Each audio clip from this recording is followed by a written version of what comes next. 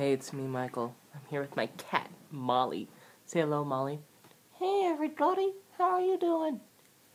She's a little upset right now since I'm practically, squishing her to death. But I love her so much that I can risk that. Isn't that right, Molly? I'm emo. Molly? Oh, she's emo. It's so sad. It's okay that you're emo. Don't know why she's emo, though. Anyway, I love Molly so much that I would never let anything happen to her. Even if someone just came and started hugging Molly, that would be a bad thing. But I would be there to stop them. No, Molly, no.